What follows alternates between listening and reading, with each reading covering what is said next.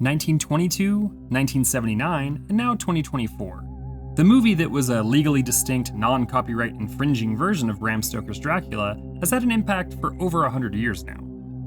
The 1922 version is the one that most people think of not only when the name Nosferatu is said, but when people discuss silent horror films in general. Nosferatu!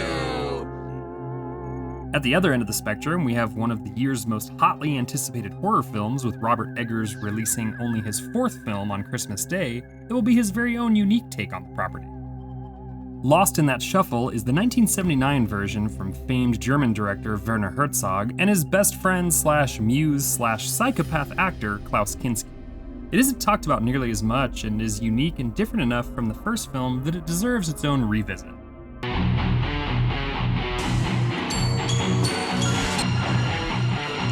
Nice hearing from you, Carlos.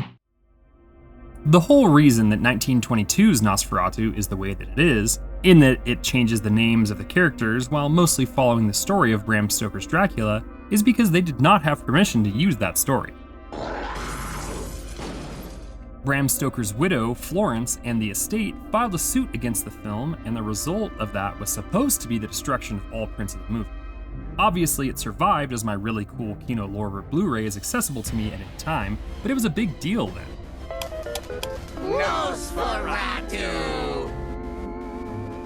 The movie regained its popularity with audiences when it started to resurface in the 60s and 70s.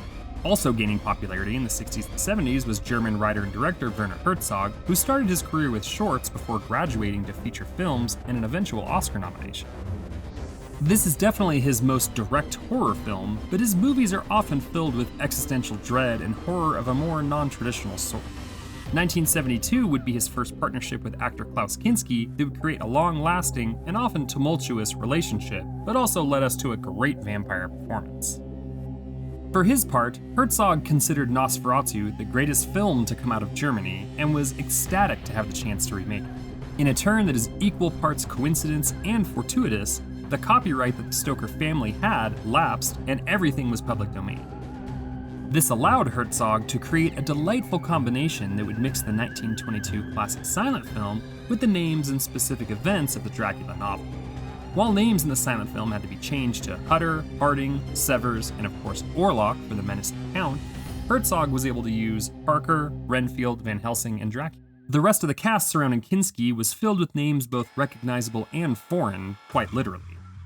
Bruno Ganz would play Jonathan Harker, and while he made most of his work in his native Germany, including playing an award-winning version of Hitler in Downfall, he would also show up in things like The Boys from Brazil, Wings of Desire, and Lars von Trier nightmare The House That Jack Built. Isabelle Adjani was cast as Lucy Harker, and the two-time Academy Award-nominated actress would also show up in Roman Polanski's The Tenant, neo-noir masterpiece The Driver, and give one of horror's most powerful performances in Possession.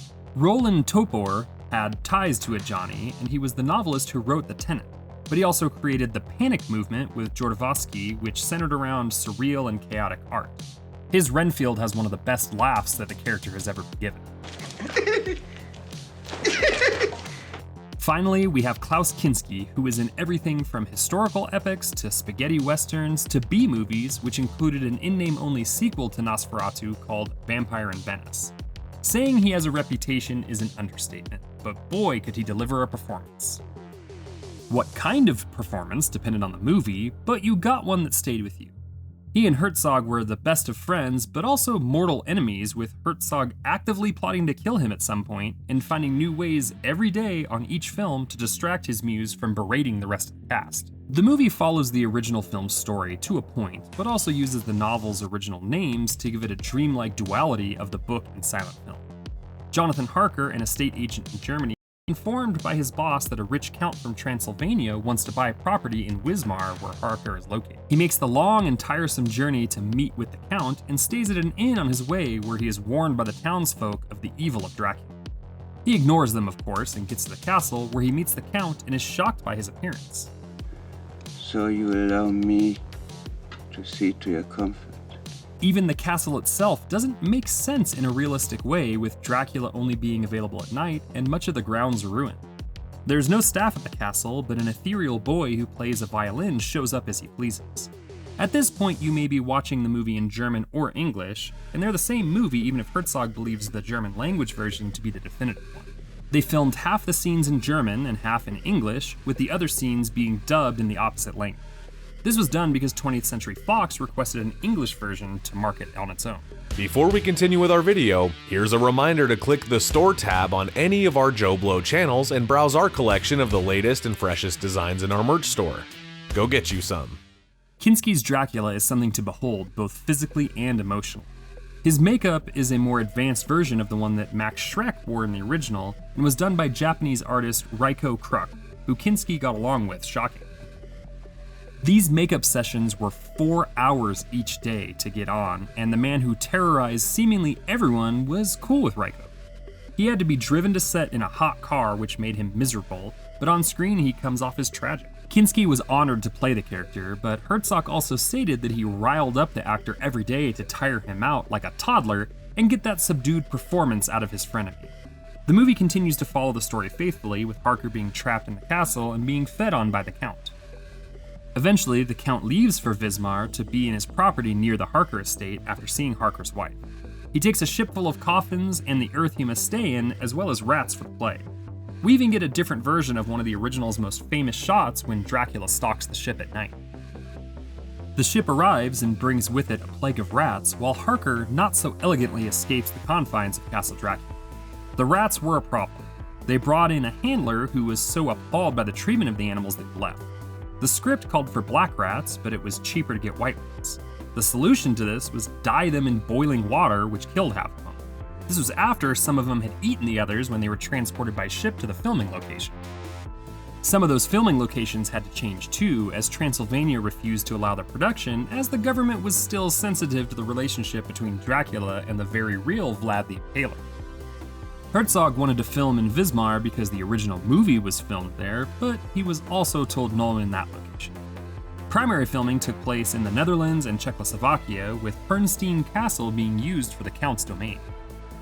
Harker makes his way back to his hometown that is under siege from plague-bringing rats, and Wismar is going mad. Lucy watches as people get rid of all their possessions, dance outside, and prepare for their own mortality to catch up to them. Jonathan is dreadfully ill and says he doesn't even recognize Lucy, while also being hurt by sunlight. Dracula stalks the town and asks Lucy to give him love, as he is a loveless creature, destined to live forever and cursed to never die. It's a lonely existence, especially when you look like he does, but Lucy sends him away in a scene that has a very cool example of how to show vampires not appearing in mirrors. Lucy learns from a book given to Jonathan that she can kill the vampire menace by distracting him long enough for the sun to end his life, or undeath. Jonathan is chair-bound, and Lucy traps him with a circle of crumbled but consecrated items and heads to bed to lure Dracula. The scene in the original is legendary, with Count Orlok disappearing from existence when the sun hits him, but here it isn't as satisfying as you would expect it to be. While Lucy appears to be the traditional victim, it's Dracula who is at his most vulnerable and is the one being trapped. He drinks from Lucy until dawn, and she uses her last ounce of strength and breath to keep him on her as the rays penetrate both the room and his body. He looks like a dour combination of somber and accepting as he dies, but he doesn't disappear. He writhes in pain like he's choking on the morning light, and his body crumples into the ground in the corner. While the original ends with a grieving husband watching his beloved expire, Herzog's film has other ideas. Apologies for spoilers on a 45-year-old movie, but Van Helsing comes into the house and realizes he must stake the body of Dracula so that Lucy's sacrifice won't be wasted. Harker escapes his boundaries, though, and has become a vampire. The town is down to so few people that they don't even know what to do with Van Helsing anymore, while the very vampiric Harker rides off with a similar cape as Dracula sported earlier. The end credits roll with another great piece of music by Popol Vuh, who worked with Herzog on a ton of other films. This is an art house horror movie in the classic sense. It's not scary, except in Herzog's very esoteric and existential way, but it is very unnerving and self-reflective. It was entered in the 29th Berlin Film Festival and released all over the world in cinemas in the first half of 1979. The reviews were and are stellar for it, with it holding a 94% rating on Rotten Tomatoes, and Roger Ebert, who wasn't typically a fan of horror movies, gave it his highest score of 4 stars. He would even post it as a recommendation on nearly all of his must-see films lists. While it wasn't the easiest film to get a hold of before, there has never been a better time to experience one of the best and most slept-on vampire tales with Scream Factory's Blu-ray disc. It has a few special features, but more importantly looks and sounds great, and comes with both the English and German language versions. While Egger's take is certainly going to be its own thing, Herzog and deliver a movie that's worth staying up until dawn for.